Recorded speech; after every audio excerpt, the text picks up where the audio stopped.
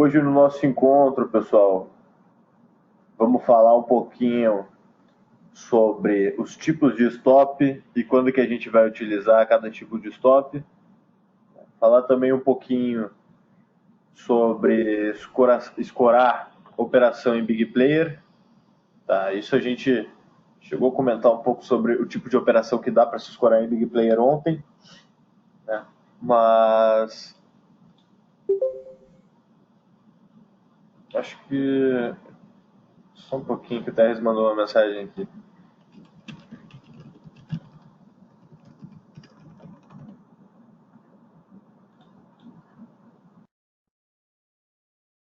Deixa eu só confirmar com o Terres, porque ele mandou uma mensagem ali no grupo falando que se atrasou 5 minutos, mas ele está aqui na sala. Só deixa eu confirmar se ele está na sala mesmo ou se ele está ausente.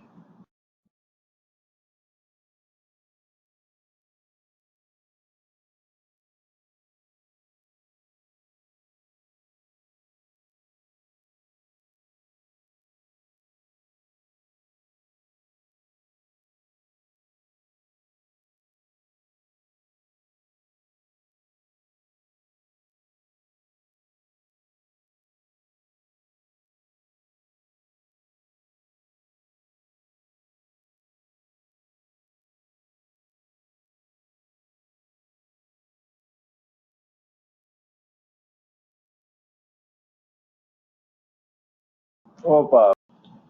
Hoje, como eu estava falando, a gente vai falar um pouco sobre stop, os 3 tipos de stop, e escorando as operações nos big players, e um pouco sobre exposição, né, quando aumentar a mão e diminuir a mão, e consequentemente a gente vai bater um papo sobre gerenciamento de risco, tá? Então, pessoal, quais são os 3 tipos de stop que a gente pode utilizar nas nossas operações? Primeiro tipo de stop, é o stop e o melhor stop possível. Stop técnico. Tá? O que é o stop técnico? O stop técnico, ele se dá em cima de algum tipo de análise. Tá? Primeiramente, tu vai ter que fazer uma análise, né, do teu ponto de entrada, o teu alvo, né, em análises que se dá o alvo, né, porque no setup de Renko a gente não tem um alvo definido, né, porque a gente busca um movimento de tendência mesmo, a gente busca a pernada. O alvo é a nossa pernada, nosso alvo é a pernada. Mas o stop técnico, ele se dá em cima de uma análise. Né? Por que ele se chama stop técnico? Porque é onde a análise que a gente fez diz que a partir daquele ponto já não existe mais possibilidade da nossa análise estar correta, do preço estar respeitando a análise e, consequentemente, o alvo que a gente tinha determinado. Né? Não quer dizer que um dia depois, 2 dias depois, o preço não atinja aquela região, aquele alvo que a gente tinha programado. Tá? Mas a questão é que a gente não está aqui fazendo swing trade. A gente busca um alvo para o dia e o nosso stop técnico ele vai ser acionado caso dentro daquele dia, né, dentro da onda que a gente está operando, da janela de tempo, o preço supere aquela região que a gente definiu como um stop técnico. Né? Onde é que pode se dar um stop técnico? Isso vai depender do tipo de análise que tu está fazendo, né, e do teu perfil operacional. A maioria dos stops técnicos que a gente tem são dados por fundos e topos. Tá? Em topos, no caso da venda, né, e em fundos, no caso da compra. Tá? São os stops mais garantidos que a gente tem. Tá? Sim, eu estou sem tela agora.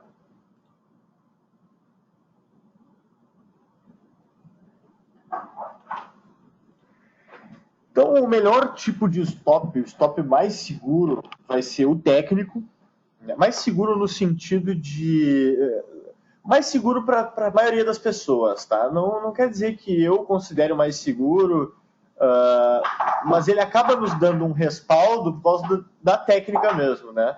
Por causa da análise que a gente faz e que acaba respaldando o nosso stop. Seria mais ou menos o seguinte: a gente faz uma análise e a gente pensa o seguinte, né? Eu vou vender aqui e se ele romper aquela região de preço, ele vai ter que dar uma compra. O meu stop significa que o movimento de venda já não vai mais acontecer e que agora vai se iniciar o movimento de compra. Por isso que é interessante usar o stop técnico em regiões de topo e fundo. Então, isso é uma possibilidade de stop técnico. Stop técnico por fundos e fundos. Tá? Um stop técnico pode ser como dentro do setup que eu estava falando para vocês do 15 minutos, que é a média 9 e a 21 exponenciais. O stop técnico desse setup é a confirmação do cruzamento do preço pela média 21. Só um pouquinho, pessoal, o cachorro pegou um osso. Rapidão, só vou tirar o osso desse puto.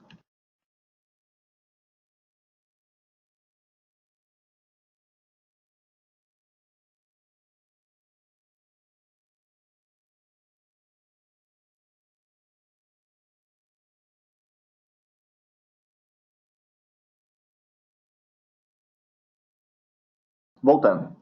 Então, o stop técnico, ele não necessariamente vai se dar por topos e fundos, mas se a gente conseguir aliar a análise que a gente está fazendo, seja num setup de médias ou qualquer outro tipo de setup, se a gente conseguir aliar o nosso stop numa região de topo e fundo, melhor ainda. Tá? Obviamente que a gente tem que utilizar o bom senso na hora de posicionar o stop, né? Sempre com um pouco de generosidade, para não correr o risco de ser violinado. O ideal é sempre se esperar os confirmadores do movimento para depois o stopar. Tá? Por mais que algumas vezes tu vá pagar um stop um pouco maior do que tu pagaria, tu não corre o risco de ser violinado. Se tu for fazer a estatística, tu vai ver que vale a pena pagar um stop maior às vezes, mas não ser violinado. Tá? Esse é o nosso primeiro tipo de stop, tá, pessoal? O stop técnico. O segundo tipo de stop que a gente tem, que é o menos aconselhável, é o stop financeiro. Em que tu baseia o teu stop pela quantidade de valor, né?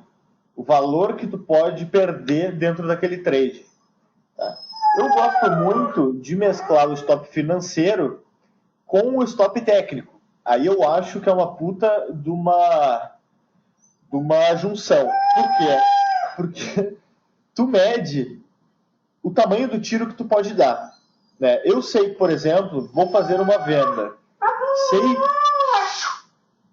Sei que o topo mais próximo está a 5 pontos da região de preço que eu quero vender.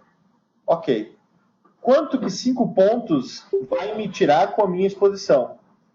Vai me tirar R$1.000, digamos assim. Estou disposto a perder R$1.000 nesse trade? Então a gente faz uma mescla dos dois tipos de stop, né, para medir o tamanho da exposição que a gente vai tomar dentro daquela operação. Estou disposto a arriscar mais hoje, então vou entrar com uma mão maior. Né? Esse vai ser o stop financeiro olhado com o stop técnico. Mas tem muita gente que acaba operando, né, e cai no erro de fazer uma operação, esquecer o stop técnico, utilizar somente o stop financeiro. Tá caindo, Victor, do GoToMeeting? Fica desconectando e conectando? É que tu deve estar na versão web, né? Tu está no navegador? Tu não quer baixar o programa, porque daí ele não fica fazendo isso. Às vezes tu vai ter problema no áudio, no vídeo. Se tu baixar o programa, fica melhor.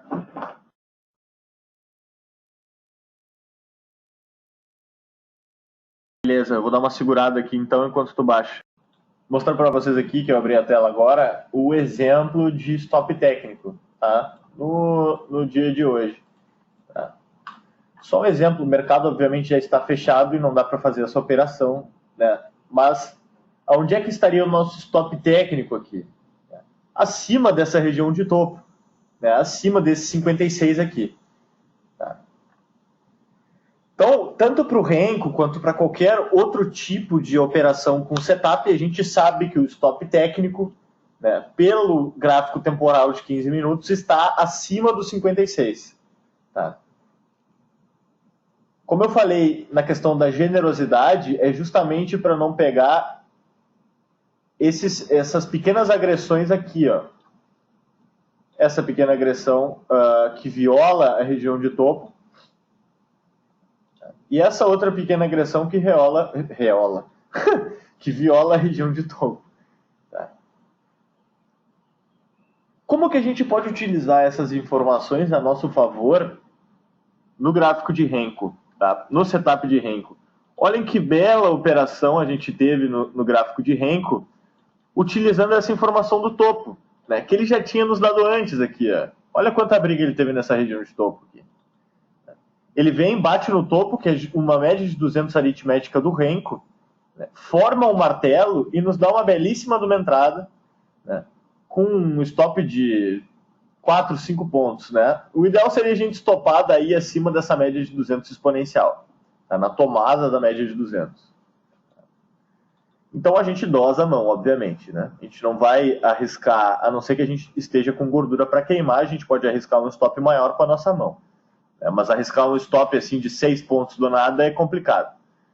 Então a gente pode fazer a entrada no martelo ou na própria média de 200 para pegar o preço melhor, né? Já que as médias não estão ao nosso favor e a gente não está pegando um movimento fluido de tendência. Né? E puta que pariu, olha a entrada que ele deu e olha o quanto ele andou, né? Andou, porra, se tivesse vendido na média de 200 ali e fechado no martelo, teria pego 17,5 pontos. Esse é um tipo de stop técnico que eu estava comentando para vocês. Tá?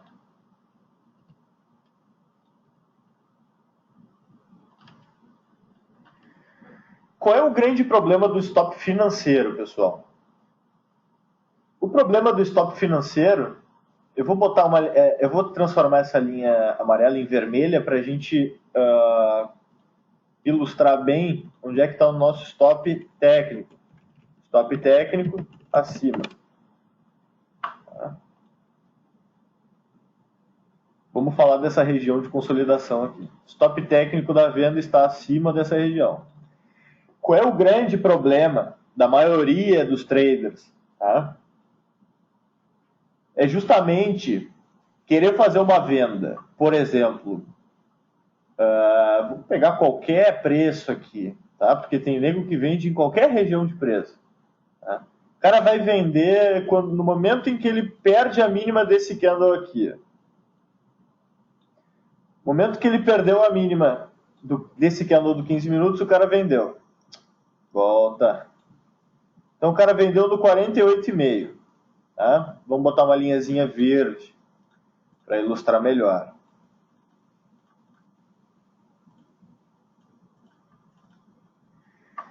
O rapaz vende no 31,48,5. Ele não se dá conta que o stop técnico dele está acima dos 56. Então ele vai ter, no mínimo, um stop de 10 pontos. Né? Porque ele não pode stopar no 56, como eu estava falando para vocês, senão a gente acaba se violinando. Né? O que ele vai fazer? A maioria das pessoas acaba fazendo a entrada errada e acaba tendo que estopar pelo financeiro, sendo que eles queriam estopar pelo técnico. Né? Fazer o stop técnico, não o stop financeiro.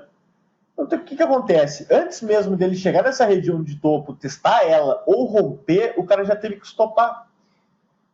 Porque já deu mais de 5, 6 pontos, 7 pontos, o quanto o cara achava que precisava de stop para a operação dele andar. Né? Só que não é bem assim. Né? A gente tem que virar a chave nesse sentido e começar a entender o que é o stop. O stop ele tem que ser sempre técnico. A gente pode aliar outros conceitos a ele, que é o conceito do stop financeiro, né, que é saber quanto que a gente pode perder no trade, né? Mas o stop tem que ser técnico, senão ele é vazio demais. A gente não tem respaldo técnico para estopar. Então a gente estopa de graça. A gente perde dinheiro de graça. Quando a gente começa a se dar conta disso e botar isso em prática, a gente vê que as coisas começam a fluir melhor. Podem ter certeza disso.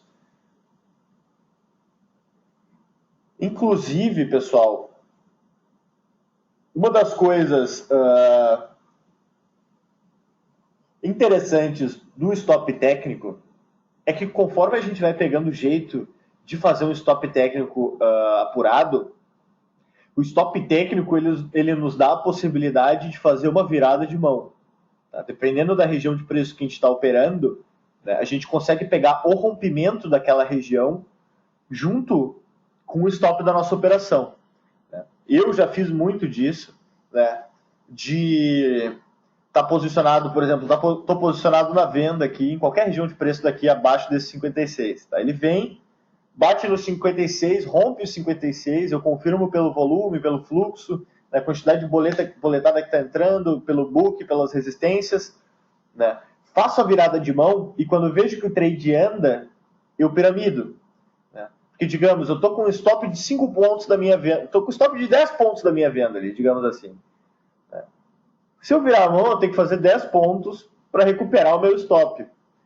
Então, se o trade andou, eu piramido a minha operação, protejo ela assim que possível, né? E acabo recuperando o meu loss com o movimento do rompimento, né? Com aquele movimento acelerado que a maioria dos rompimentos tem.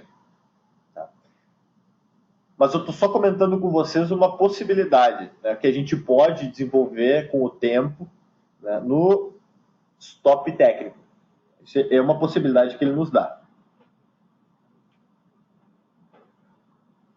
O terceiro tipo de stop que a gente tem seria... É que não seria um tipo de stop, né? Porque é o stop que não tem stop. Né? Tu não vai definir aonde que tu vai stopar. Tu vai fazer a tua operação sem stop, só que para tu fazer uma operação sem stop, tu tem que começar entrando muito pequeno e ajustando a tua operação conforme o preço vai oscilando, que foi mais ou menos o papo que a gente bateu ontem. Tá? O único problema desse tipo de operação é que tu tem que ter um lastro financeiro muito grande. Tá? Por que um lastro muito grande? Porque tu tem que ir fazendo preço médio.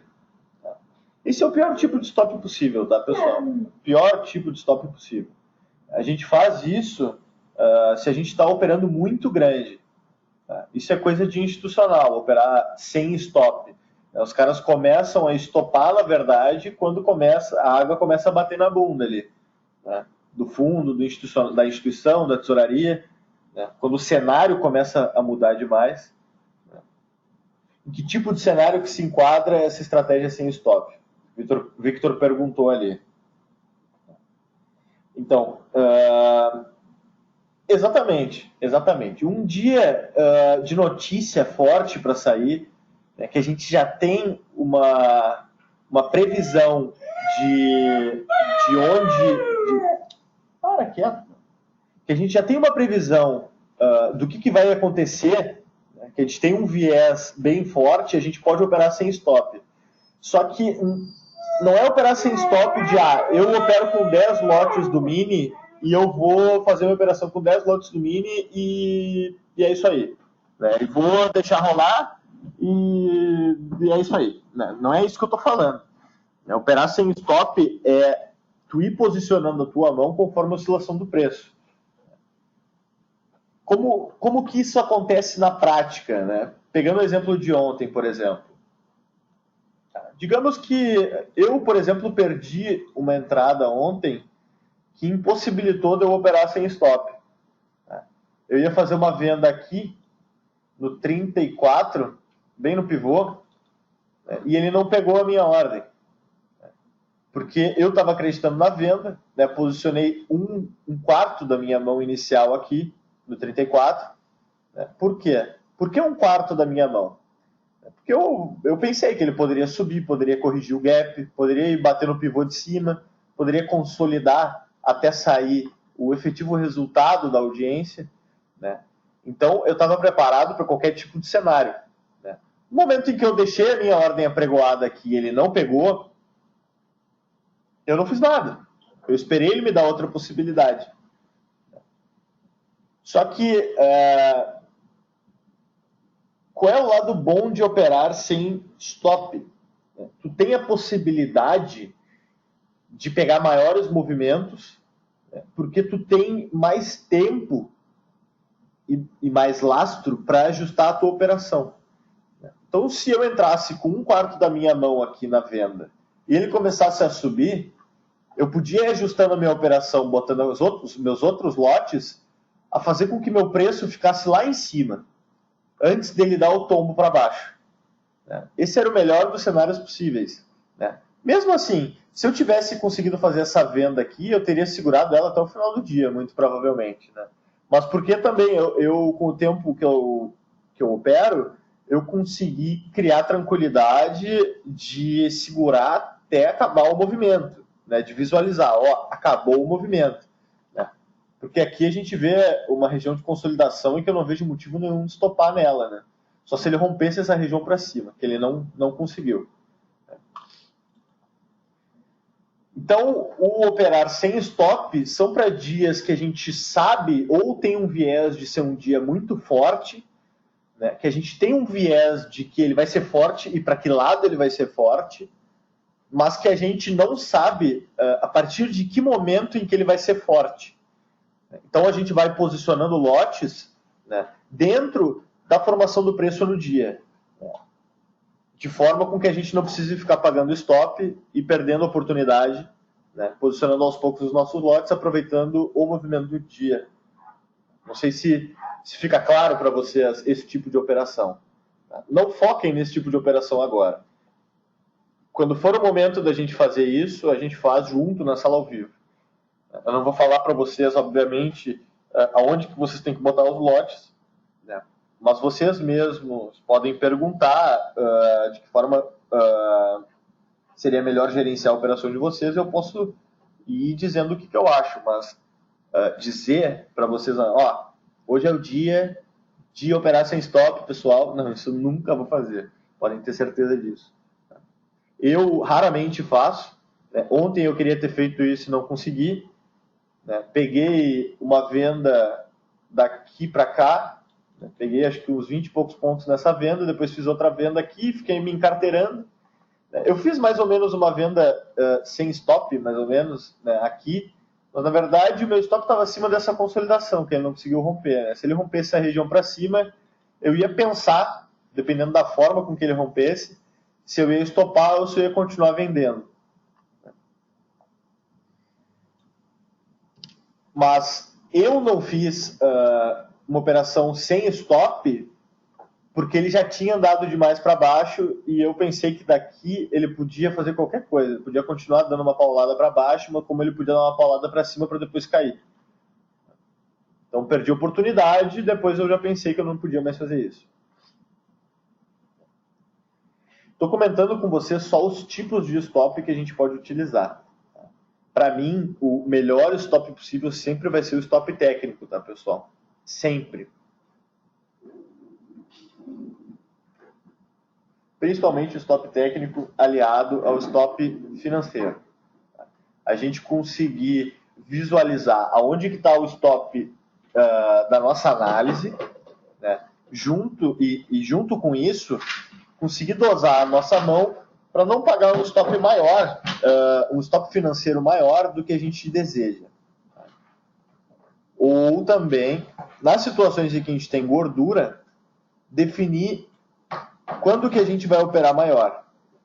Hoje eu vou utilizar a gordura que fiz nos últimos dias, nessa oportunidade, porque o meu stop técnico é pequeno e eu quero fazer dinheiro com essa porra. Então, por exemplo, em que situações, Camilo, que eu posso alavancar a minha mão buscando resultados maiores, com uma mão maior, utilizando minha gordura, etc. Principalmente quando o teu stop técnico é muito curto, nesse tipo de ocasião. vende no toque da 200, que é junto com uma região de topo, que foi forte, tá? Com um stop pequeno, de 3 pontos, 3 pontos e meio, 4 pontos. Né? Aí tu dosa. Né? Estou disposto a arriscar 3 operações que eu faria no Renko nessa operação. Né? Isso, óbvio, tem que ser uma coisa muito natural de vocês. Né? De vocês visualizarem e, porra, hoje eu vou arriscar e vai ser nesse ponto aqui, porque isso aqui vai segurar. Né? E não tem que ser uma coisa de evidência, né? Não tentem desenvolver evidência porque não existe. Mas sim de vocês estarem analisando e sentindo que o preço vai segurar naquela região. Né? Porque, pessoal, mercado, se existe uma palavra que resume mercado, é risco. Em todos os sentidos possíveis. Seja no sentido de resultado, né, de que o nosso resultado vai ser sempre proporcional ao risco que a gente toma, mas também no sentido de que o mercado ele é risco. Ele é dotado de risco. Tá? Então a gente só ganha. O que eu quero dizer para vocês com isso, pessoal, é que a gente só ganha dinheiro de verdade se a gente arriscar de verdade. Tá? Não tem como a gente. Como é que é o termo, a expressão que os caras usam? Porra, não me lembro. Não me lembro. Aquela coisa de comer que nem um passarinho, cagar que nem um elefante. Acho que é alguma coisa assim. Não adianta a gente querer ter um stop ridículo para fazer um balaio de dinheiro. Tenho que pedir 1 minuto para vocês que eu tenho que ir no banheiro, rapidinho. 1 minuto só. Então, pessoal, a gente tem que sempre buscar os momentos mais favoráveis, né, em que o nosso stop técnico vai ser menor, né, para poder tomar risco maior e, consequentemente, ganhar mais dinheiro no mercado. Tá? Geralmente, esses movimentos são bem raros de acontecer. Tá? Não é todo dia que a gente vai ter esse tipo de oportunidade.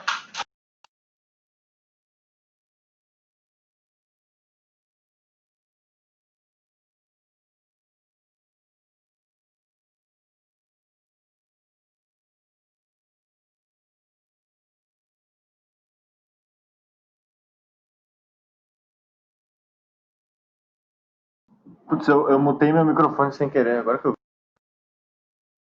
Meu Deus. Bom, pessoal, vamos falar um pouco sobre aumentar a exposição no trade. Em que tipo de situação a gente aumenta a nossa exposição dentro do trade? Ou quando o trade anda e nos dá a possibilidade de piramidar num pullback, né?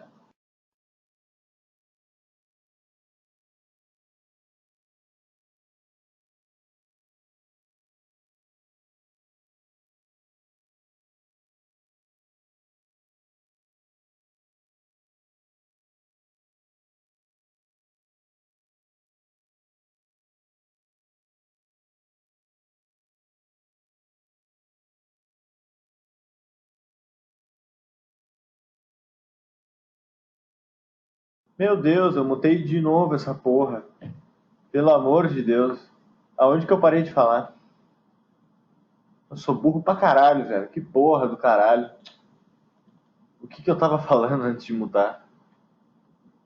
Eu falando sozinho aqui. Beleza, piramidal e pullback. Tá. Pegando um exemplo claro de quarta-feira, onde que a gente teria a possibilidade de piramidar? Para quem vendeu lá em cima e segurou, podia muito bem ter piramidado nessa região aqui de consolidação. Porque sabia e ficou muito evidente de que o stop estava acima daqui, né? E tinha um puta de um lastro entre o stop dessa região de consolidação e a primeira entrada da operação. Né? O que você tem que fazer nesses momentos em que a gente vai aumentar a exposição? Calcular aonde que vai ficar o nosso preço médio, né, com a quantidade de lotes que a gente vai bater. Né? Não adianta entrar com um mini lá em cima e quando chegar aqui embaixo querer bater 20 mini. Por quê? Porque teu preço médio vai ficar aqui, ó, e não vai fazer diferença nenhuma tu ter feito tua operação lá em cima. Então, por mais que tu vá piramidando, tem que estar sempre pensando aonde que o preço médio da tua operação vai ficar. Né? E, pessoal, não existe uma receita de quanto que eu posso piramidar. A gente vai piramidar o quanto a gente se sentir confortável. Né? Se quiser puxar o preço médio para cá, puxa. Se tu acredita e se tu quer arriscar esse tipo de stop, beleza. Né? Eu não acho saudável. Não acho saudável. Eu, por exemplo, se tivesse puxado, se eu tivesse feito aquela venda ali em cima, tá, no 34, e fosse piramidar aqui embaixo, eu piramidaria deixando o meu stop no máximo acima dessa vela aqui. 32,15,5. Eu já podia fazer uma puta de uma piramidada. Né, de, porra, 19 pontos entre o meu preço médio e a minha primeira entrada. De forma que, se ele rompe essa região de consolidação, eu ainda tenho 16,5 pontos para brincar. Brincar, digo no sentido de que eu posso mexer, posso segurar essa operação durante 16,5 pontos. Se eu tô afim de tomar risco de verdade, eu ainda posso piramidar e botar um break-even. Né? Ou eu ganho dinheiro pra caralho, ou ele vai voltar e vai me estopar no 0 a 0. Né? Cada um com suas loucuras. Eu já fiz isso, já ganhei dinheiro com isso e já saí no dia no 0 a 0. Né? Que, cara, e a pior sensação do mundo, posso dizer pra vocês, é sair no 0 a 0 no dia fazendo isso. Porque provavelmente, na maioria dos dias, o cara tá ganhando dinheiro pra caramba, vai lá, não, hoje eu vou ganhar dinheiro pra cacete mesmo. Aí vai lá, piramida, stop no break-even, ele vai lá te violina ainda. Mas ok, isso é o risco que a gente toma. O mercado não é só alegria. Se fosse, vocês não estavam fazendo coaching aqui comigo. Então, pessoal, junto com isso, posso dizer para vocês, posso afirmar para vocês, que gerenciamento de risco é uma questão muito individual e pessoal. Eu não tenho como chegar para vocês e falar, ó, tu tem quanto de capital? Tu tem R$1.000? Tá. Tu vai operar com um mini contrato, se tu fizer 10 pontos, tu vai subir tua mão para 2, se tu tomar 5 pontos, tu vai baixar tua mão para 1. Tá. Não existe. Não existe um padrão. Tá. Não existe um padrão de gerenciamento de risco. Por quê? Porque os perfis operacionais de cada um e o quanto o nosso psicológico e o nosso emocional aguentam as operações, né, e aguentam ver o financeiro batendo, é completamente individual, né, e se dão, e esse nosso psicológico, nosso emocional, né, ele se dá em cima das experiências que a gente já viveu dentro do trade, não só no trade, mas na vida. Tá? Então não tem como eu chegar para vocês e dizer que existe uma fórmula matemática de aumento de exposição ou de baixar a exposição. Vocês vão ter que sentir qual é o momento de aumentar e baixar a exposição. O que eu posso dizer para vocês é quando que eu aumento e quando que eu baixo, que tipo de situação que eu faço. Tá? Muito provavelmente vai ter gente que, se ouvir que eu estou falando isso para vocês, de pegar um stop pequeno, por exemplo, esse caso que eu falei de hoje, bater uma 200, região de resistência, stop curto, entra com mais mão, né? Obviamente, sabendo quanto que tu vai ter que ter de stop financeiro e arcando com esse risco, né? Tem gente que vai dizer que eu sou maluco, né?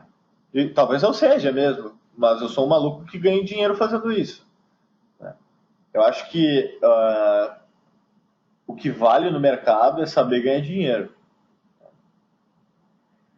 Então,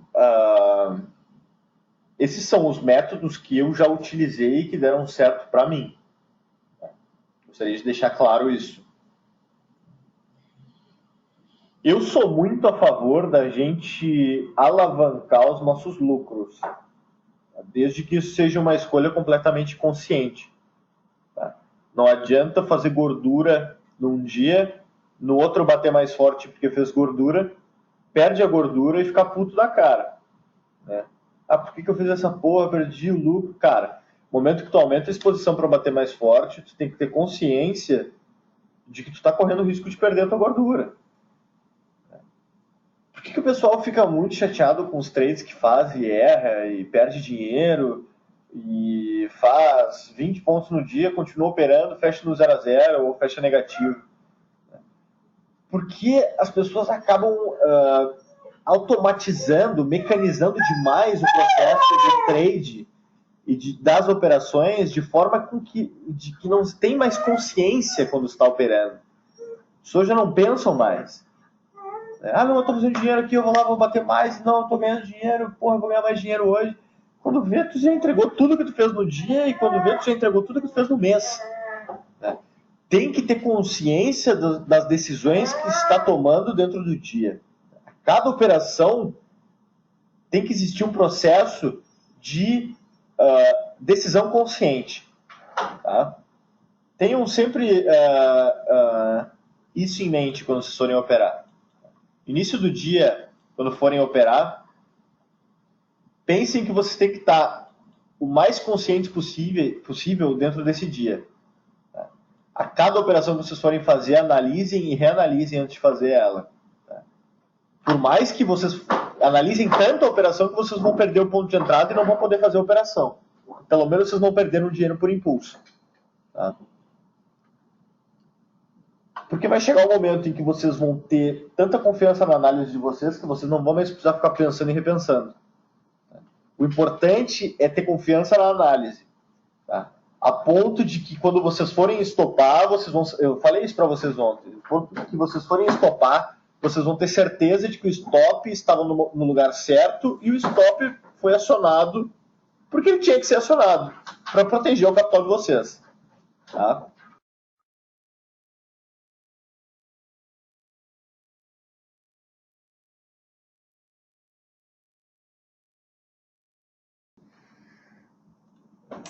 O que eu comentei com vocês que a gente ia falar um pouco hoje era sobre escorar as nossas operações no saldo e nas posições dos big players.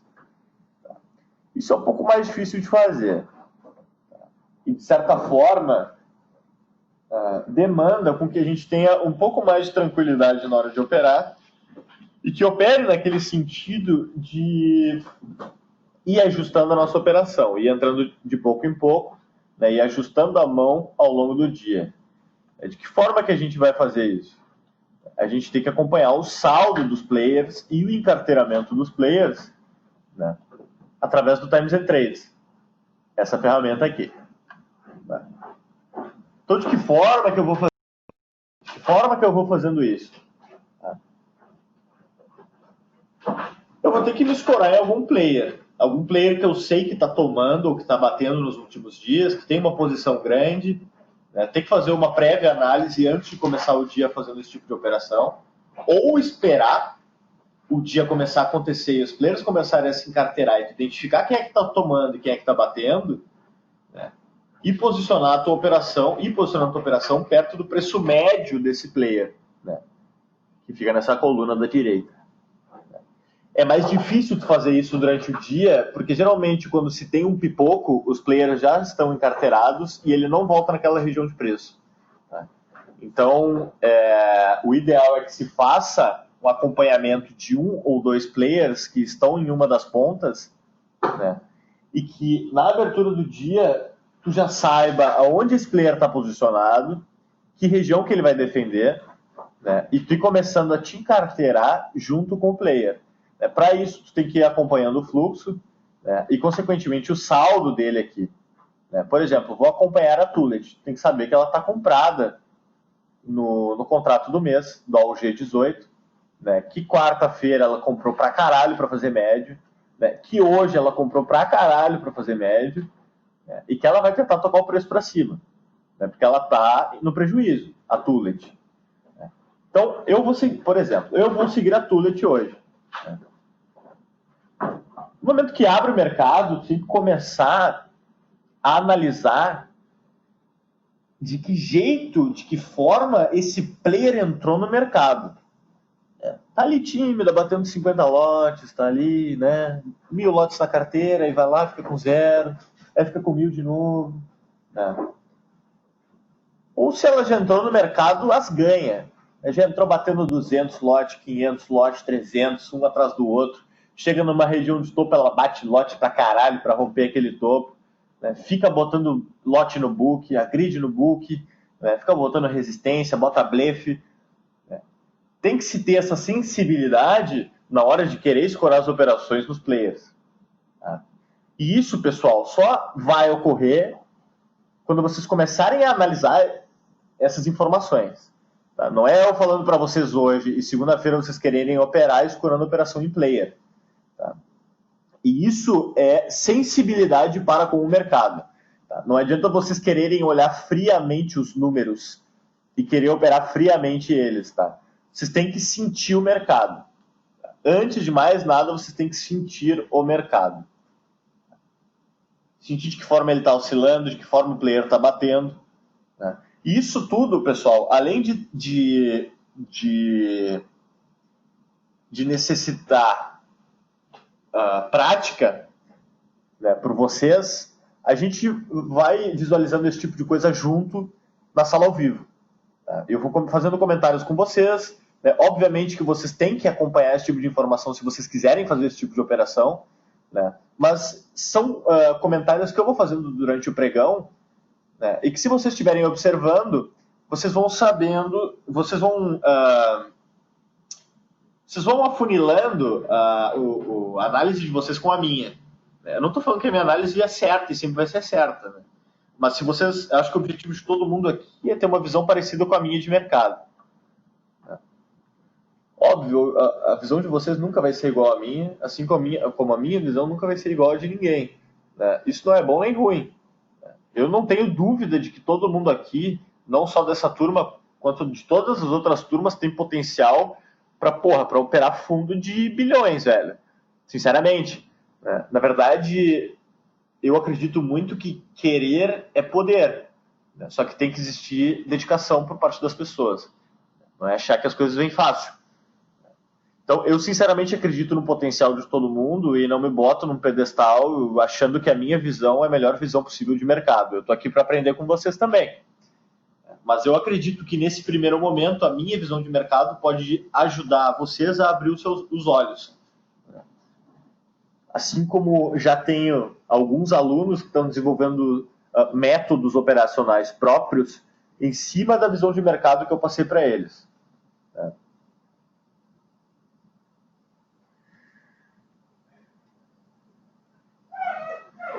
Então, pessoal, eu falo demais. Eu queria ouvir um pouco de vocês sobre dúvidas do setup, sobre dúvidas que a gente está falando sobre escorar a operação em Big Player, sobre essas dúvidas de tipo de stop. Então, eu vou liberar o microfone. Eu só vou pedir para vocês 5 minutos, que eu preciso pegar uma água e preciso ir no banheiro de novo. Tá? E daí a gente volta, fazer um breakzinho de 5 minutos aí todo mundo. E a gente volta, eu vou liberar o microfone e a gente vai bater um papo agora. Tá? 5 minutinhos.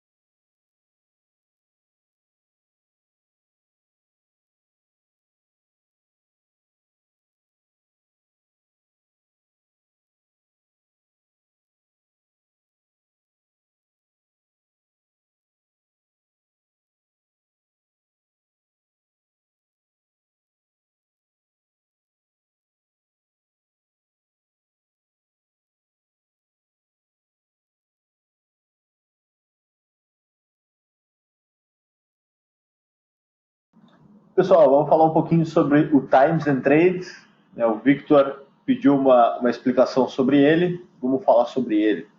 É uma ferramenta que eu gosto muito de visualizar durante o dia. Tá? Não necessariamente eu vou tomar decisões em cima dele, né? Mas eu gosto de pelo menos estar acompanhando o que está acontecendo no mercado pelo fluxo. Tá? Quais são as principais abas do Times and Trades? Tá? Aqui são as abas que eu utilizo, na verdade. Ordem original. Tá? O que significa a aba de ordem original? A ordem original o Anderson pediu por engano isso aqui, Anderson, no chat, ou tu quer realmente ser o apresentador? Ah, tá.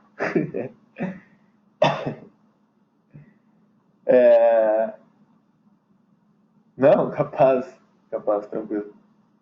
O que a ordem original nos diz, tá? Ele vai nos dizer qual instituição está agredindo, em que região de preço e qual quantidade de lotes que ela está agredindo. Tá? Então, por exemplo, aqui, essa é a última negociação do dia. Tá?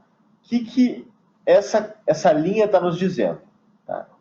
Ocorreu uma agressão de venda. Né? Quem é que vendeu? Foi a Plural. Tá?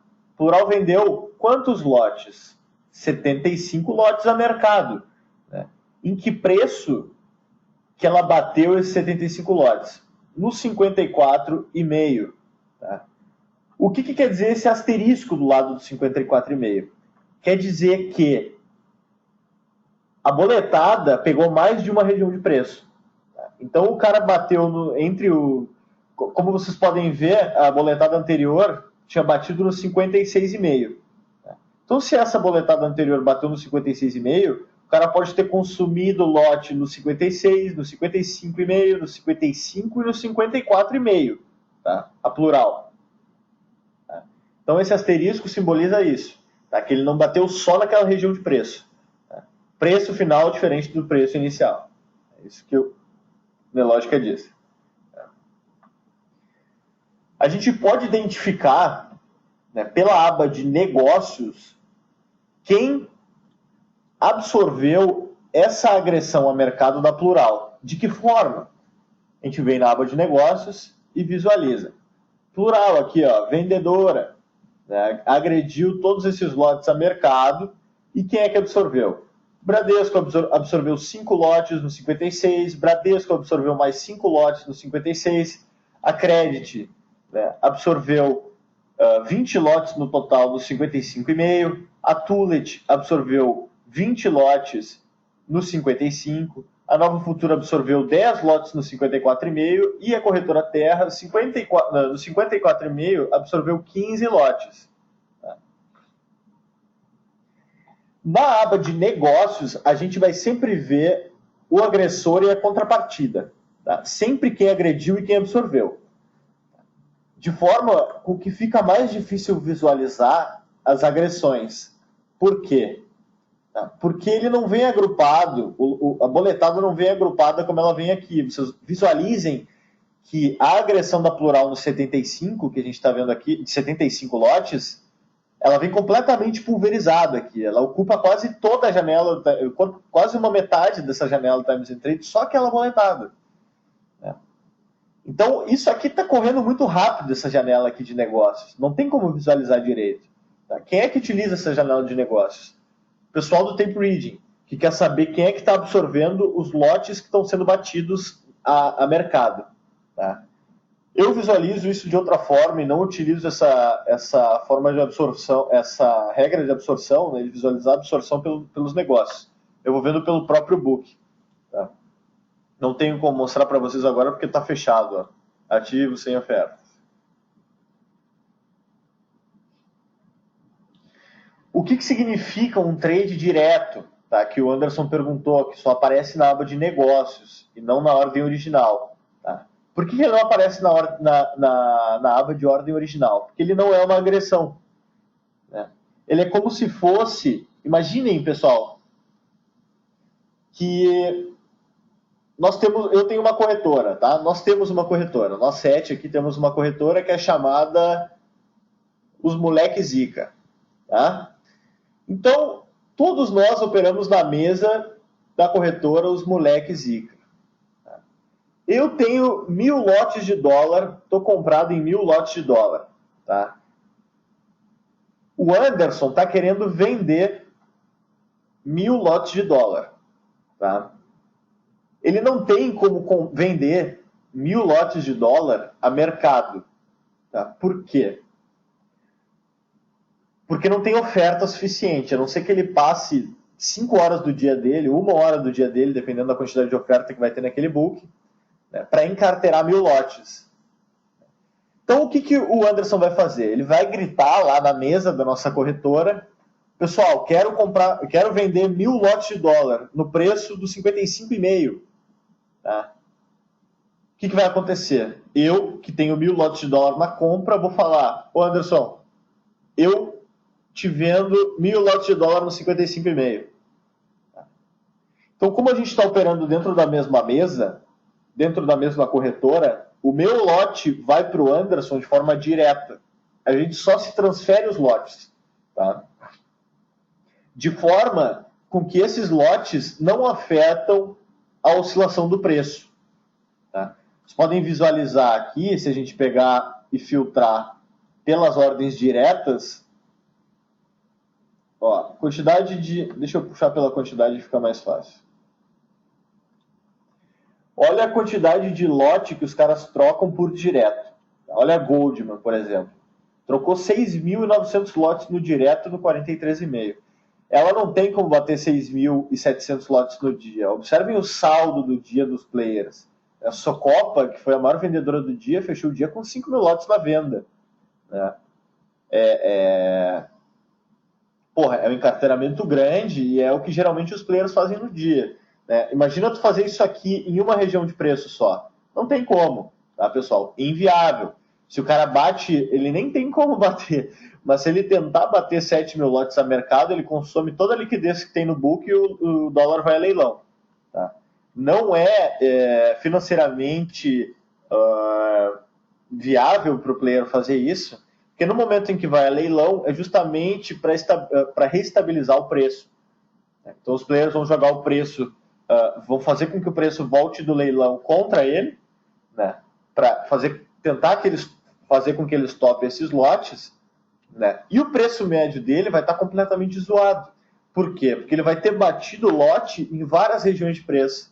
Né? Ele não vai, por exemplo, aqui, digamos que a gente está no 54,5, o cara quer bater 1.000 lotes. Né? O preço dele não vai ficar no 54,5. Ele vai consumir lote até o 39, dependendo do book. Né? Até o 48. Então o preço dele vai ficar nessa região aqui. Né? Ele não consegue controlar tão bem a operação dele fazendo isso. Agora, vamos falar sobre a aba de saldo. Tá? Compradores e vendedores não acho muito interessante. Tá? Acho melhor a gente visualizar no saldo, que a gente consegue visualizar melhor o posicionamento dos players. Tá? É uma aba bem simples essa aqui, que nos dá a corretora, né? O percentual de participação dela no volume geral do dia, né? O volume financeiro que ela movimentou, a quantidade de lotes que ela está na carteira no dia, e a média é o preço médio do posicionamento dos lotes dela dentro do dia. Então, o que essa linha aqui da Tulip está me dizendo? Tá? Opa! Está me dizendo que a Tulip está posicionada em 12.000 lotes dentro do dia no preço médio do 31,46,5. Tá? Meio não, e 61. Né? Então a Tulip está aqui, ó. Os lotes dela, a média do preço dos lotes dela está aqui, ó. Bem no meio dessa consolidaçãozinha. Tá? Consequentemente, a gente consegue ver o posicionamento de todos os outros players dentro do dia. Tá? Isso não quer dizer necessariamente que a Tulip esteja querendo fazer uma onda de compra. Tá? Porque a gente tem que levar em consideração qual é o posicionamento dela dentro do mês. Né? Diferentemente das pessoas físicas, da maioria das pessoas físicas, os players não fazem só giro no intraday. Né? Eles também fazem. Né? Mas o maior posicionamento deles a maior participação deles são em operações de posição. Né? Eles fazem uma análise fundamentalista, né, e vão comprando ou vendendo. Aí vão se encarteirando, se encarteirando, se encarteirando. De que forma que a gente pode ver um pouco desse encarteiramento dos players? Né? A gente muda o período aqui do Times and Trades, aplica, e ele vai puxar todas as transações desde o período que a gente está puxando. Eu estou puxando desde o dia 1º de janeiro, só para dar um exemplo, mas a rolagem foi no dia 27, né? Ele até chega a travar o Profchart às vezes, porque é muita informação para ele carregar. Né? São quase 30 dias de pregão aí para carregar.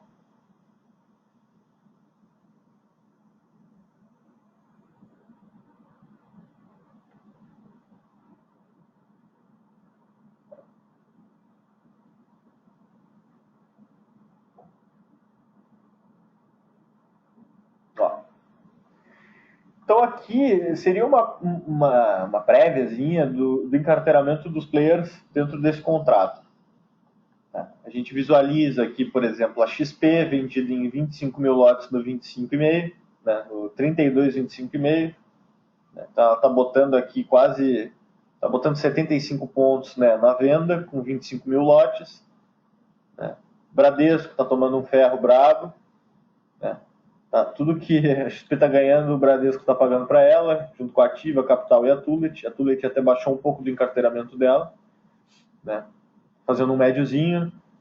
Baixou o encarteiramento para baixar o preço médio dela, porque o preço médio dela estava lá no 40, 32,40, né, não no 31,40. E o que significa essas cores aqui? Significa que a média, o cara está negativo.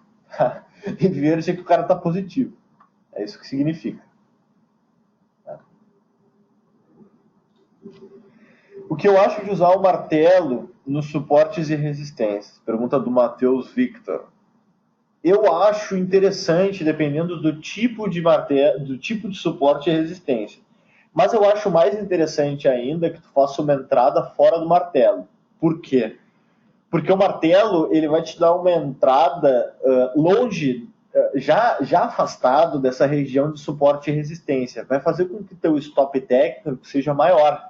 Né? E como a gente não está... Tu está falando do martelo do Renko, acredito, né?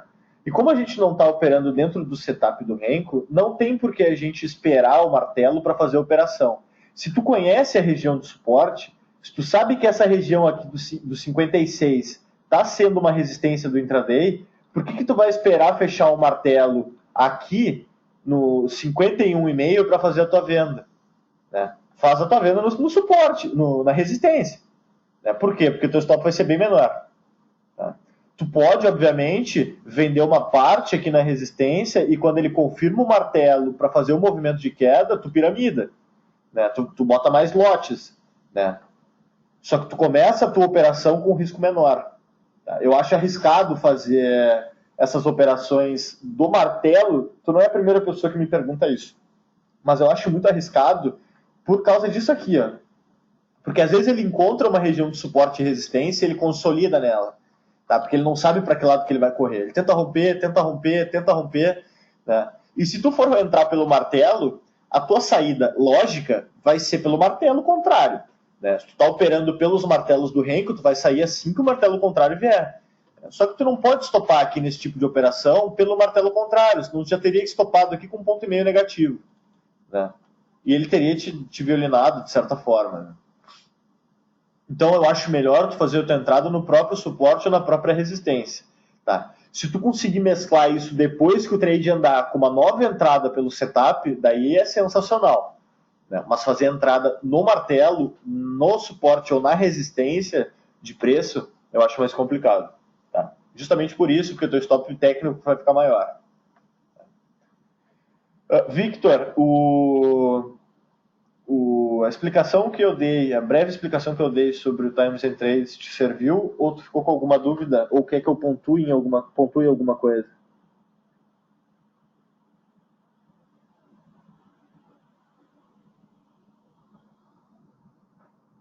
Beleza. Se quiserem abrir o microfone, pessoal, para perguntar, sintam-se à vontade. Se quiserem tirar qualquer tipo de dúvida sobre setup, sobre setup do Renko, setup do 15, gerenciamento de risco, tipo de stop, qualquer dúvida, até dúvidas pessoais minhas, se vocês quiserem.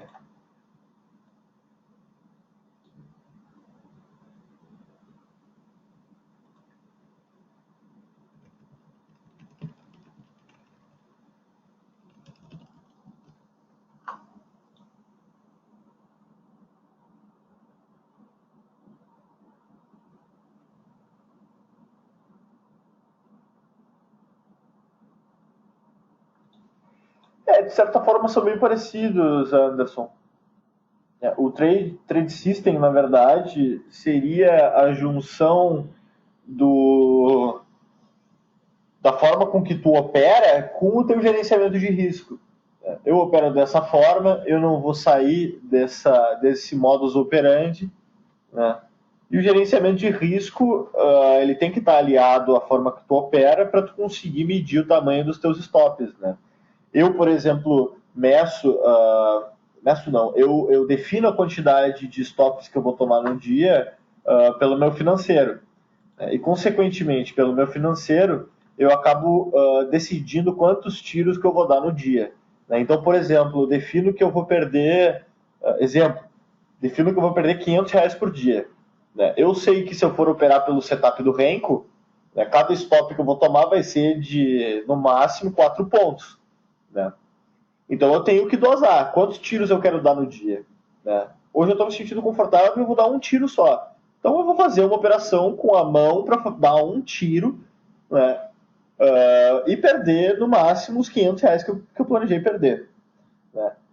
Agora, não, hoje tá um dia, tô zoado, venho perdendo, então eu vou me programar para dar 5 tiros. Então tu vai dosando a tua mão com isso.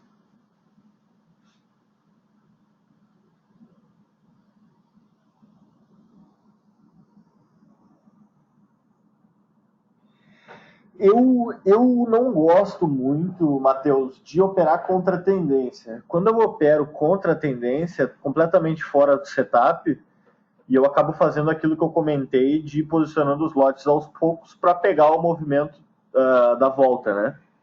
Mas não é saudável, cara, fazer isso, porque geralmente quando tu vai fazer isso, geralmente não, tu corre o risco de ficar numa operação durante o pregão inteiro. Tá? Eu, quando fazia esse tipo de operação, teve dia que eu comecei a operação às 9 da manhã, 9h01 da manhã, logo que abriu o pregão, e fechei a operação, na verdade não fui nem eu que fechei, eu estava indo fechar e a corretora fechou para mim. Né? A corretora me estopou por causa do horário, estava fechando, ia fechar o pregão já. Então eu fiquei o pregão inteiro posicionado. Não é saudável, cara, não é saudável, porque é um estresse psicológico muito grande. Né? Eu acho muito errado as pessoas que operam das 9 da manhã até as 6 da tarde. Tá? Eu acho errado, mas eu já fiz isso. Já fiz muito disso no meu início de trade e eu sinto que isso me prejudicou muito. Tá? Porque a nossa profissão e o que a gente faz requer um desempenho muito elevado. Né? É uma profissão de altíssima performance. Né? Então tu tem que estar completamente inserido no processo que tu está, tendo o maior rendimento possível no que tu está fazendo. Né? Eu acho que tu ficar 9 horas na frente de uma tela analisando o gráfico e vendo oscilação de preço e vendo blefe a porra toda e tu errando, e daí tu vai lá, acerta um pouco, erra, acerta muito, cara, acho horrível. Horrível, porque estressa demais a mente, chega um ponto que tu nem consegue mais pensar direito e tu não te dá conta. Não, é horrível operar contra a tendência, horrível. Tá? A não ser que tu tenha lastro para operar e tu tenha completa confiança no que tu está fazendo. Depende, Gilberto, depende muito da situação, cara, e do dia. Tá? Mas geralmente eu faço agredindo. Como eu opero no cheio, muitas vezes eu faço o fechamento do martelo. Tá?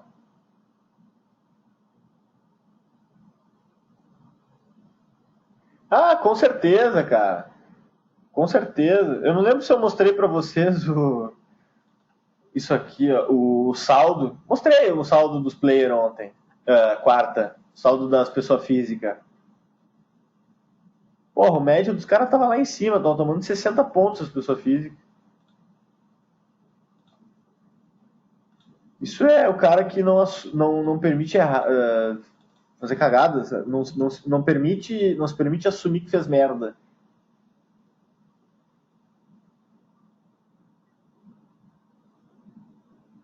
Quando eu digo que faço o fechamento do martelo, quer dizer que eu entro pesado.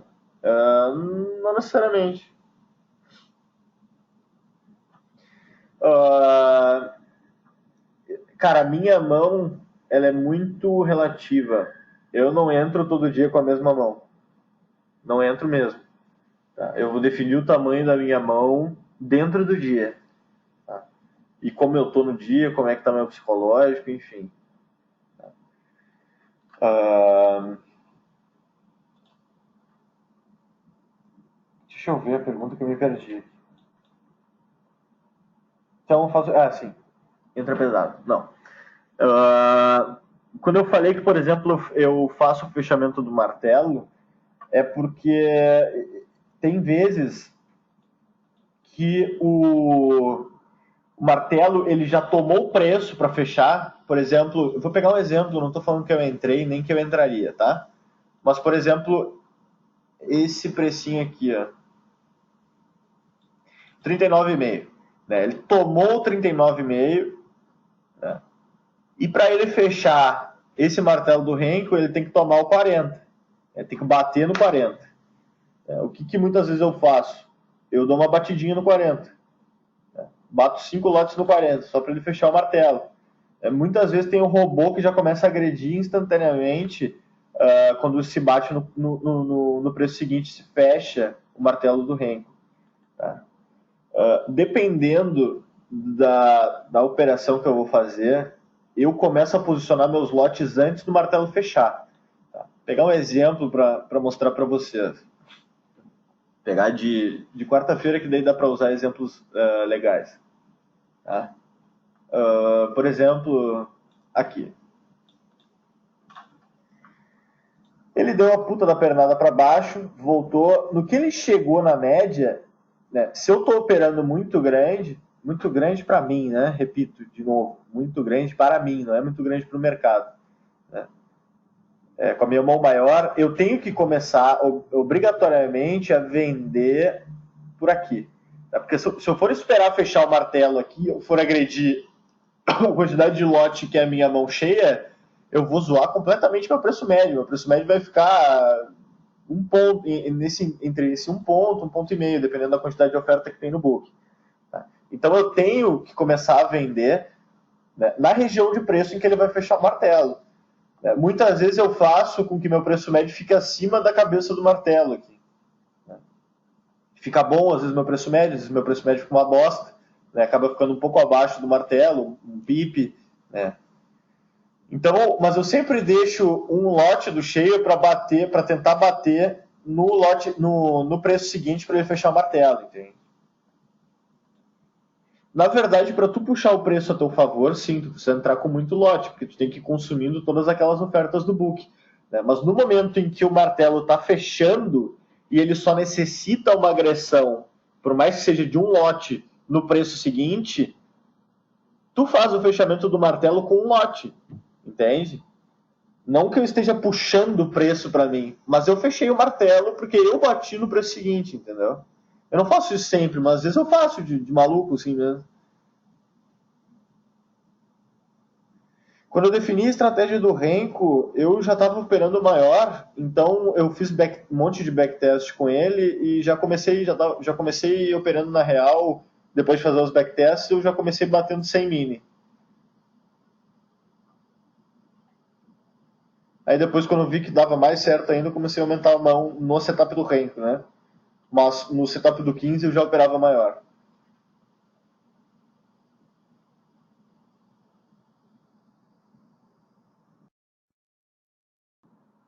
Dúvidas, galera?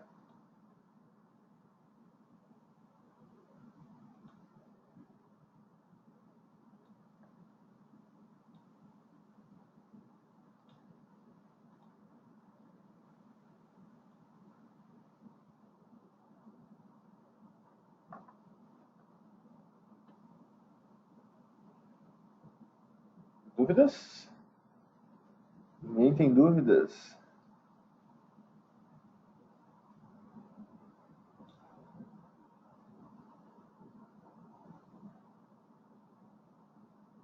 quiserem conversar sobre algum assunto.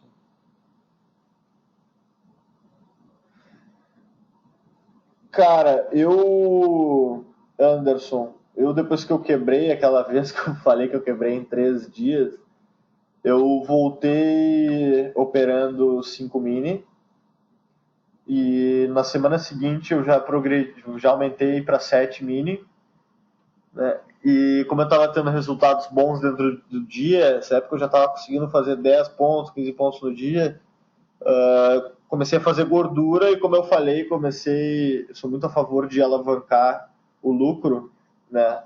Se tu pode fazer isso. Então eu comecei a cada vez mais ir alavancando meu lucro, em cima de lucro, né? Eu sabia que se desse uma merda eu só ia voltar ao status quo, não ia quebrar, né?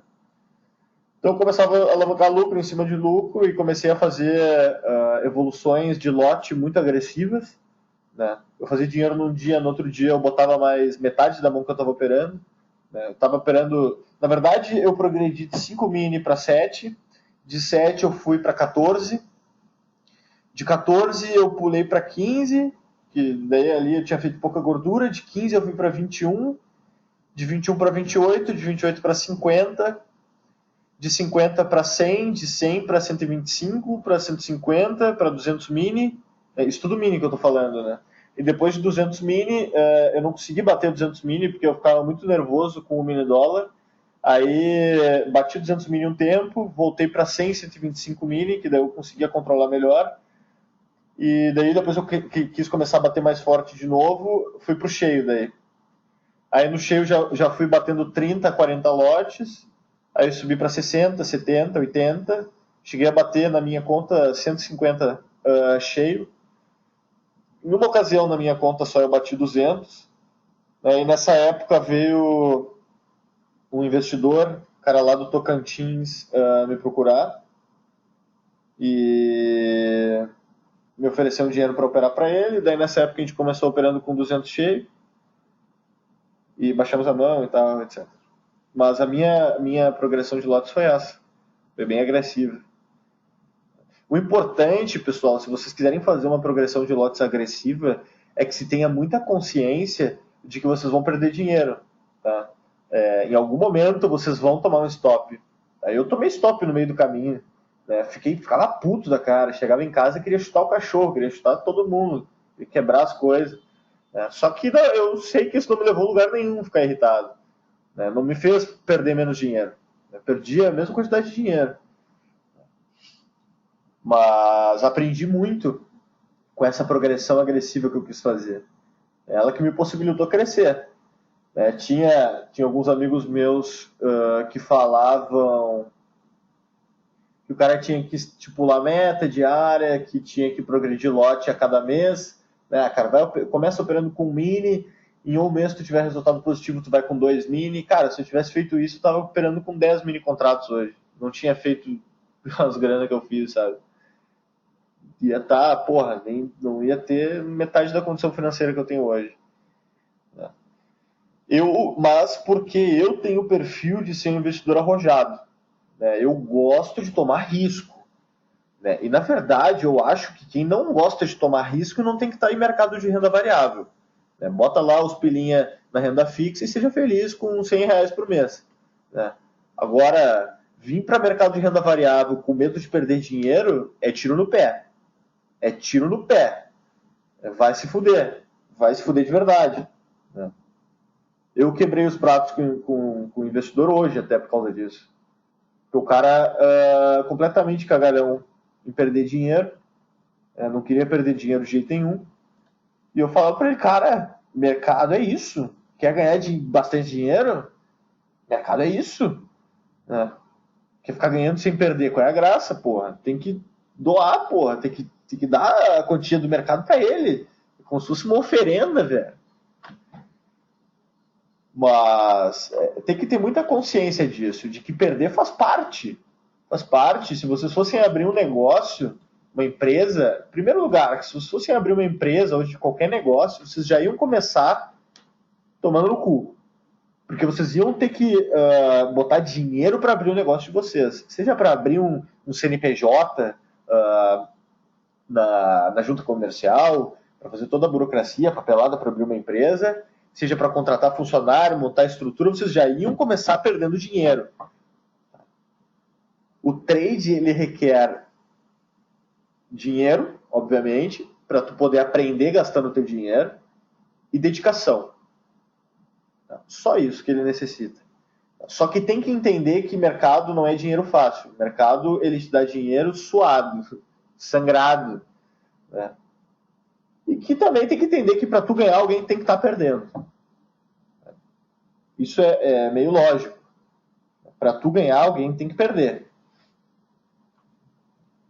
Tem que ter consciência dessas coisas, que as coisas começam a clarear mais na nossa cabeça quando a gente consegue assimilar esse tipo de coisa de verdade.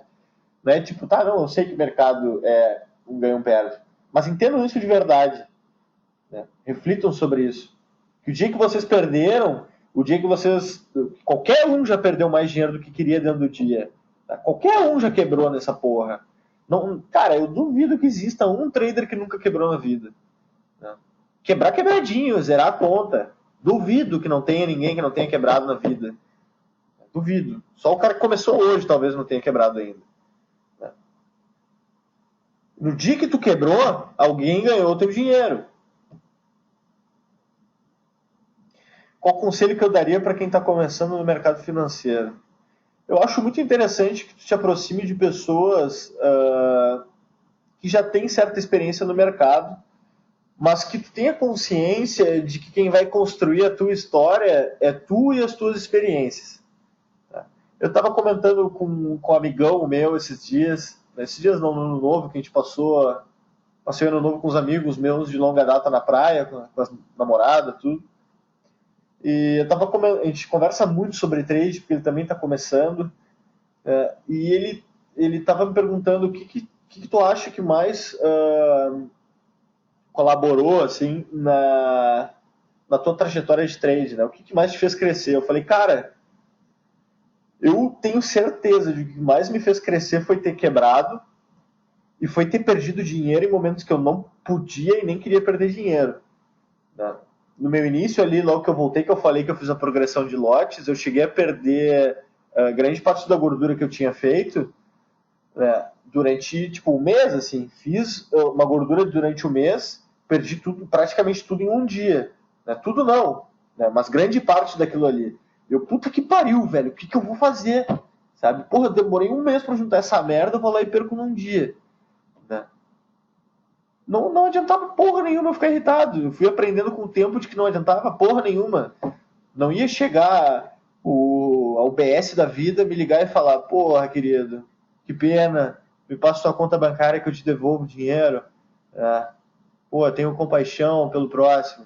Isso não existe, rapaziada, isso não existe. A gente tem que pensar por nós mesmos. Tá? A gente tem que ter autonomia. Não só autonomia financeira, obviamente, que é o que a gente busca com o mercado financeiro, mas autonomia de decisão. Tá? Autonomia operacional. Então, acho que tu tem que viver as tuas experiências, Victor. Mas se tu puder sugar um pouco de aprendizado de pessoas que já passaram por alguns eventos que o mercado financeiro nos traz, eu acho melhor, porque tu pode dirimir um pouco os prejuízos que vêm pela frente. Tá? Porque, cara, em algum momento, sempre alguém, quem está começando, enfim, vai perder mais dinheiro do que quer perder. Isso faz parte do processo de aprendizado, e isso tem que ser absorvido como um estágio do processo de aprendizado. Tá? Não adianta despirocar, não adianta querer se matar, que isso faz parte. Tá? O cara tem que ter consciência disso quando está entrando no mercado financeiro. Tu vai passar por um momento desses. E passa por esse momento de cabeça erguida, com olhar altivo. Tá? Deixa eu ver o que o Renato falou ali.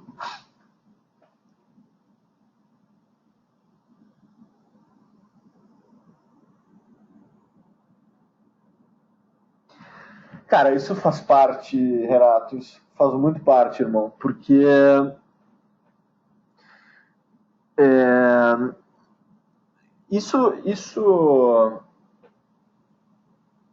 cara, isso é muito complicado. Isso é muito complicado. O meu conselho já teve um aluno que veio falar comigo, porque ele começou a fugir da estratégia e tal, começou a se sabotar, tanto no gerenciamento de risco quanto na parte operacional. E ele veio me falar que estava pensando melhor se ele ia continuar operando ou não no mercado, porque ele não conseguia se dar bem, ele estava perdendo muito dinheiro e já não aguentava mais perder dinheiro, não conseguia tirar nada do mercado. E eu falei para ele, cara, a única coisa que eu posso te falar é que isso acontece com todo mundo. Tá? Todo mundo perde dinheiro pra caralho antes de aprender a ganhar dinheiro com consistência. Tá? Só que, primeiro, esses momentos fazem que tu tenha que obrigatoriamente criar um momento de reflexão na tua cabeça e pensar, é isso que eu quero para minha vida? Né? Eu quero viver de mercado, eu me encontrei com isso aqui, né? Já passei por muitas merdas no mercado, né? Quero continuar e estar disposto a passar por mais merdas no mercado, né? E o segundo passo é tu assimilar de que os erros foram cometidos por ti, tá? De que o mercado ele não te fode, tá? Tu te fode. Eu não estou falando tu, Renato. Eu tô falando tu, Renato, tu, Anderson, tu, Gilberto, tu, Matheus, tu, Terres, tu, Victor e tu, Camilo. Tá? Todo mundo. Né? O pessoal gosta de botar o problema no mercado. Né? E o problema não é do mercado. O mercado, ele não tem vida própria e ele não olha para ti e pensa, hoje eu vou te fuder, hoje eu vou te quebrar. Né? Não. A gente que faz merda. Tá? Então, esses momentos que eu tive, eu posso falar só pela minha experiência, né, Renato? Eu não posso falar por ti ou por qualquer outra pessoa. Mas os momentos que eu tive na minha vida de perder bastante dinheiro me induziram a pensar de que eu não podia ficar perdendo dinheiro assim que nem um retardado. Né? De que se eu continuasse fazendo isso eu ia perder todo o meu patrimônio. Né? E que eu não ia ter mais nada. Né?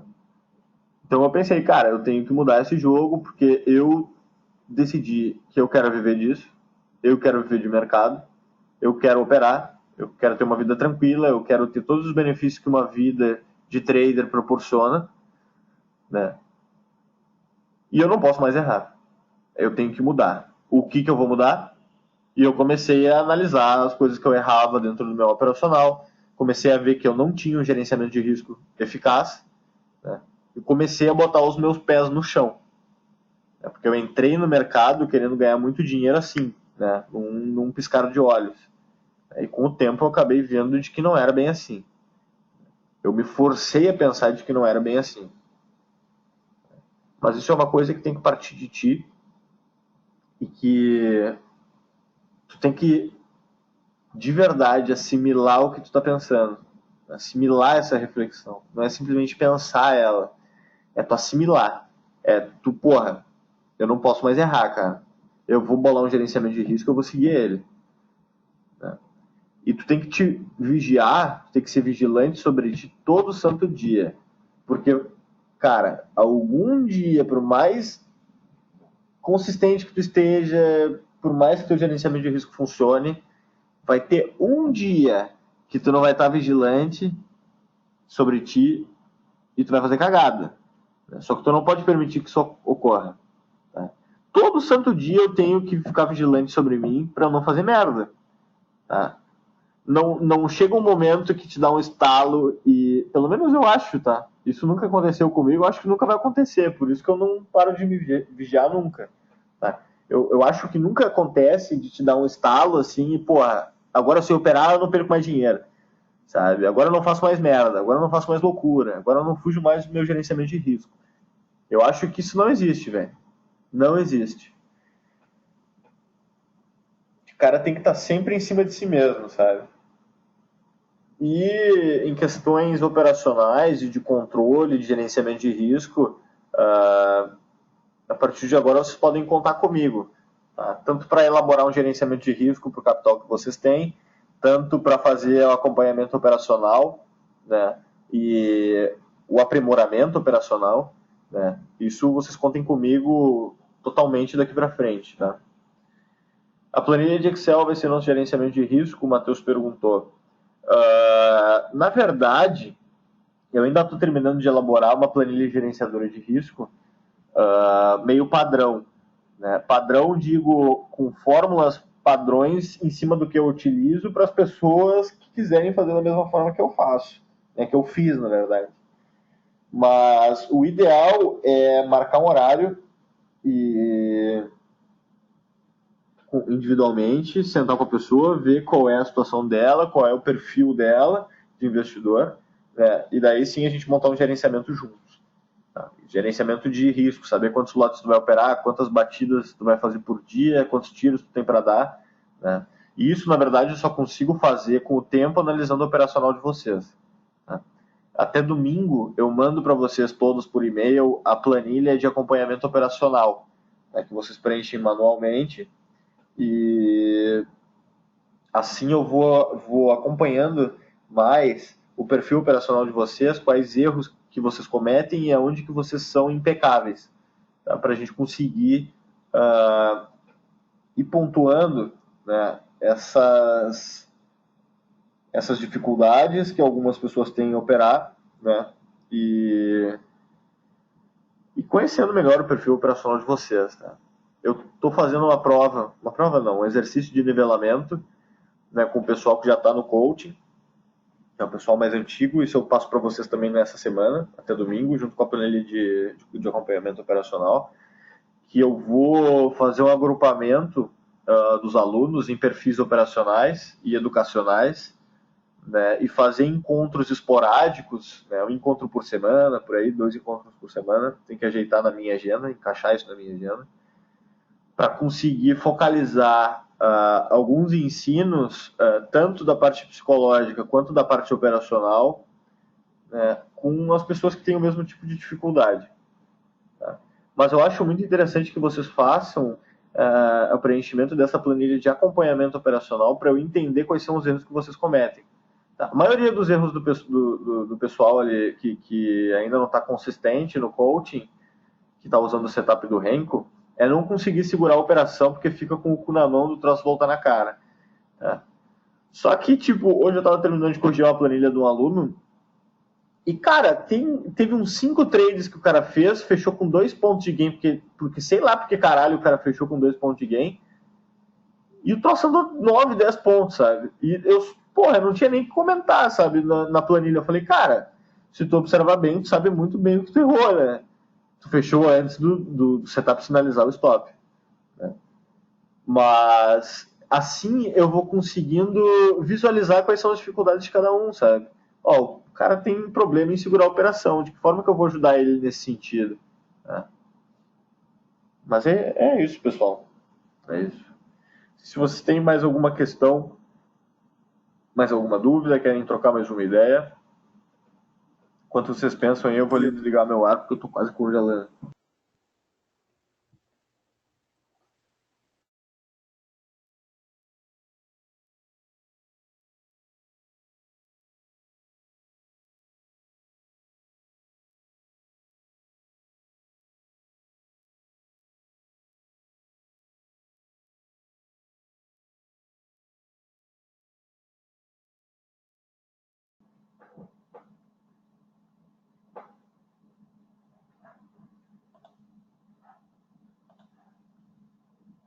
Ninguém, persona?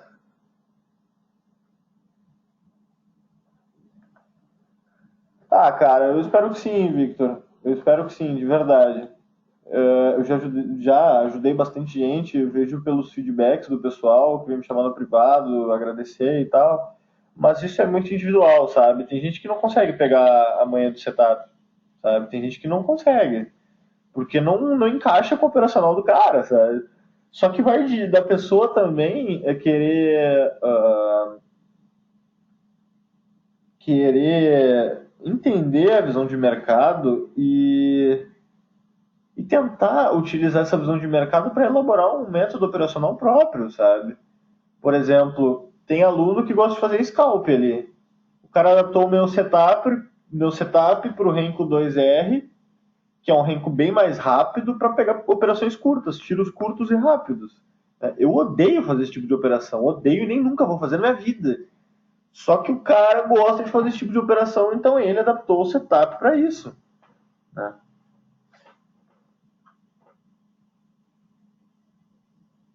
Oh, o Gilberto acabou de falar isso aí. Acabou de falar isso aí. Cara, se tu se sente mais confortável operando pelo 2R, opera pelo 2R.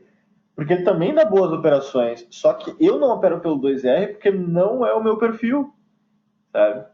Eu não gosto de fazer scalp. Eu prefiro ficar posicionado 7 horas dentro do dia, se for o caso, mas pegar uma operação de tendência. Não tem muito questão de adaptar, Matheus. É mais a questão de tu sentir o mercado, né? Agora em janeiro ele estava bem ruim, né? Com range bem pequeno, bem fodido de operar. Então tu tem que saber que, por exemplo, se o cara quer fazer, tipo, esses dias dá até para adaptar o setup para um renko mais rápido, que seria o 2R, né? Porque ele vai dando perninhas menores, né? Porque se tu for fazer uma operação com 4R, tu só vai ficar pagando stop e corretagem, né? Porque ele não tem range suficiente para andar. Né? Então, ou tu opera por outro setup, seja um setup do 15 minutos, aquele que eu mostrei para vocês, ou vai operar dentro dessa logística de stop técnico menor, né? Batendo venda em topo, compra em fundo, suporte e resistências, né? Que é uma coisa muito simples. Ou tu vai diminuindo a frequência do renko, né, e buscando um certo tipo de entrada dentro dessa diminuição de frequência.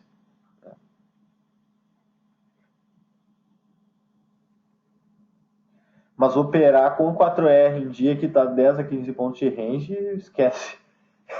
A não ser que tu faça a entrada e a saída, senão tu vai tomar no cu. Porque o martelo já tem 4 pontos, 4 pontos e meio. Isso aí já é 1/3 da oscilação do dia. Né? Metade da oscilação do dia. Aí não tem milagre que faça, só scalper que ganha dinheiro nesses dias. Né? Esses são os dias que o operador de tendência ganha pouco ou perde pouco. Né? Que daí pega um dia de tendência bom, o cara vai lá e faz 20 vezes o que o scalper fez.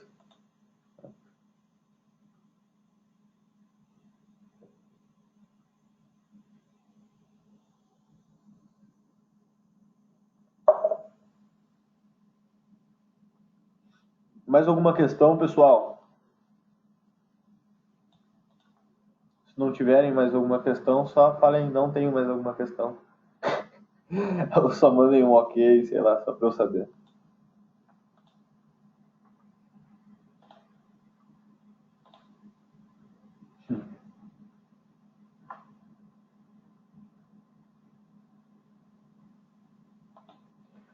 Ad eternum, Victor. Até eu morrer. Eu espero que eu não morra tão cedo. Ou até eu me aposentar.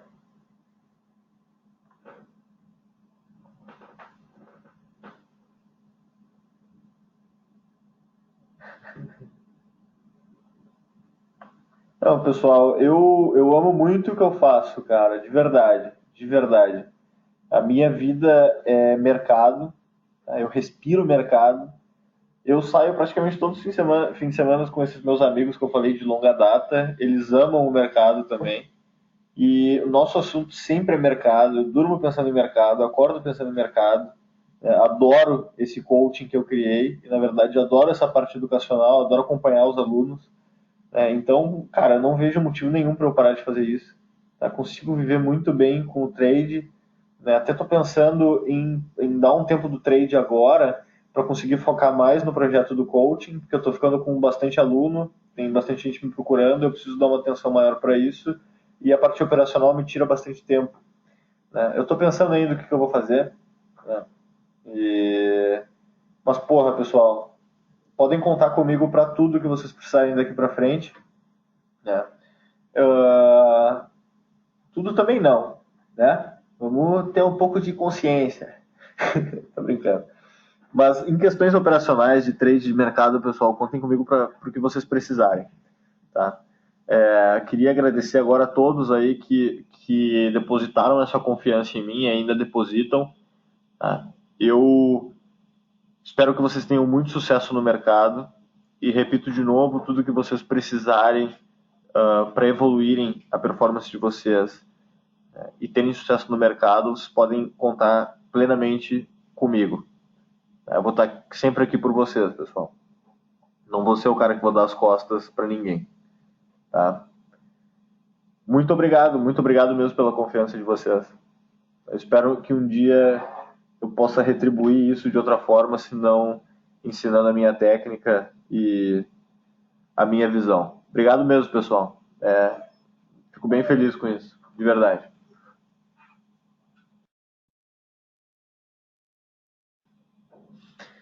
Então, pessoal, vamos encerrando o nosso encontro, nosso último encontro da primeira parte, né, do coaching, que é a parte de treinamento. Daqui para frente a gente segue com acompanhamento operacional, a sala ao vivo, e esses encontros esporádicos que eu comentei com vocês para ir reforçando algumas coisas técnicas. Tá, pessoal? Bom fim de semana a todos. Bom trago para quem vai tomar um traguinho hoje. Agora que eu vi a tua mensagem, Gilberto, quando vier a Porto, me avisa que a gente toma um choppzinho, assim. Eu pago a conta. E quem quiser vir a Porto Alegre também tomar uma cervejinha, me avise. Tá? Valeu, pessoal. Bom final de semana, um bom descanso para vocês, uma boa noite. Segunda-feira, sala ao vivo. Até domingo eu mando para vocês a planilha de acompanhamento operacional e o exercício de nivelamento. Tá? Grande abraço, pessoal. Falou!